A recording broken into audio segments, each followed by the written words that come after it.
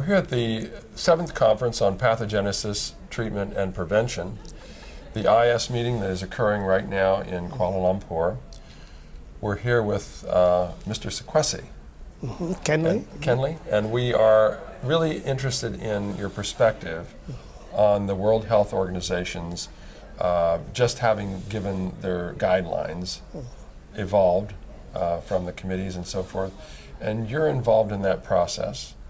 And I wanted to get your sense of where it went, how it got there, and how you feel about where we are with those guidelines. Mm-hmm. Well, Fred, thank you very much for having me on this discussion panel, or discussion in general. I am very excited to be where we are right now, to actually have the guidelines out. Mm-hmm. It's a very exciting prospect because it's been a long journey. But it was, as you probably heard during the launch, it was a very wide consultative process. Mm-hmm. So many people were involved, from civil society, from governments, from researchers, from clinicians. It was a very, very widely resourced piece of work. So I'm really excited.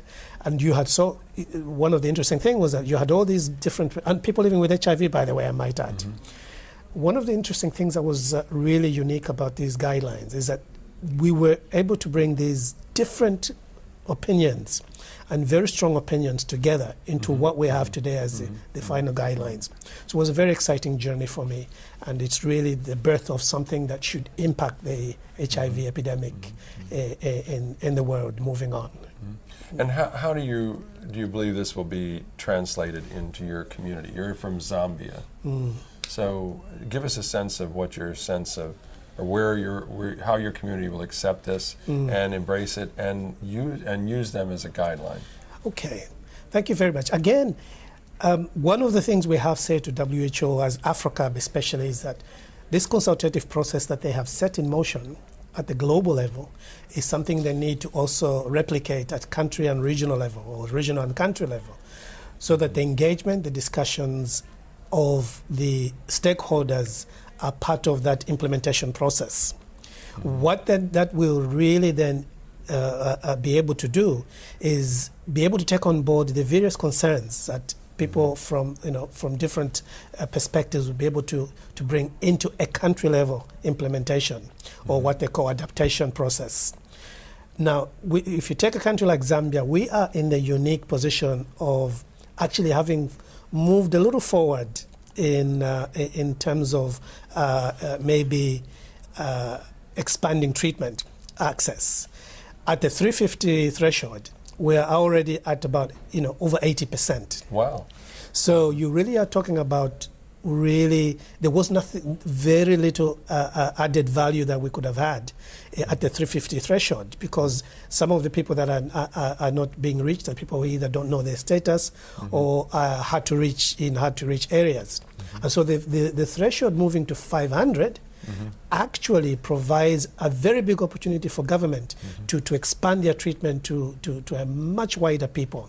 And it will have the benefits for people's health.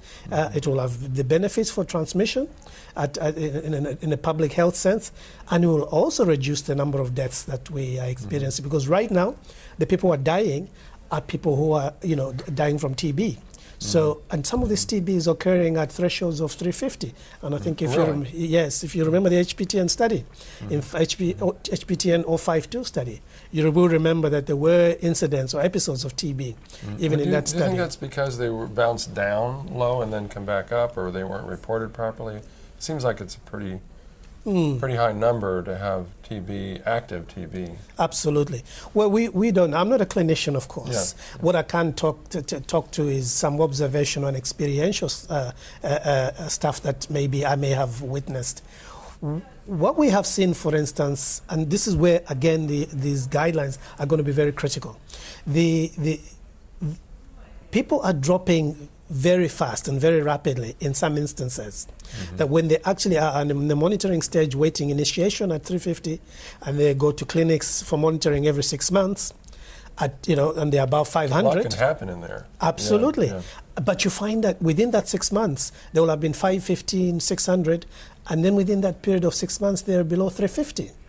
and or within that same period they have maybe some TB or something like that. So these guidelines, or maybe another opportunistic infection, or which some other, actually brings them down. absolutely, and this is very critical. And this is, maybe they begin to have some symptoms like rashes, for instance, or something else. And so these guidelines will begin to prevent those episodes from occurring in a very, very regular, with a much wider population of people living with HIV. Because there's only 100 numbers to 200, 150 Absolutely. to 200 Yes. from the 350. And so if you can get them up to that other higher number, then showing that they're starting to drop Yes. wouldn't be in a crucial area. Absolutely, Absolute number, absolutely, yeah. absolutely. And this is where I think for Zambia, again, our government is beginning to think in terms of actually a more test and treat approach. Although we're really thinking about treatment as prevention, and we've had consultations, national consultations about treatment as prevention, but they're really thinking if we're really going to hit this epidemic, we should really think about test and treat. I think that's been mentioned several times. Absolutely. Since this launch of the guidelines. Yes. I've heard, I think Sikwese said something like that, and I think, who was it? Was it Gottfried? A few other people have said that. So it's been bandied about that maybe, and under certain circumstances, it makes good sense to do it, especially where there's partners involved and so forth. Absolutely. For prevention of transmission to the partners, in fact, there's already guidance in the market from WHO to initiate treatment to the discordant in discordant couples to the positive partner to prevent transmission to the negative partner.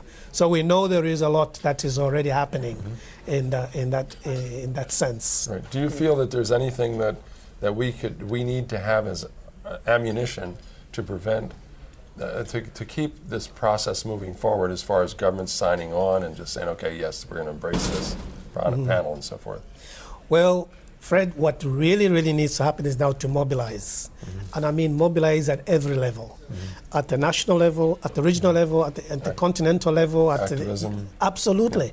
We need to begin to engage with our governments to mobilize resources at the local level, and all the donors, all the big donors, all the PEPFARs and the EUs coming on board to really hit this HIV hard.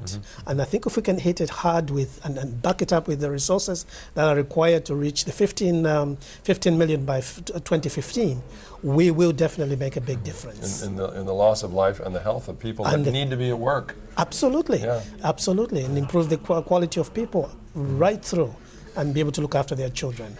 Thank you so much, Kenley. Thank you, Fred. Thank you very much. Thank you for having me. Yeah. Okay.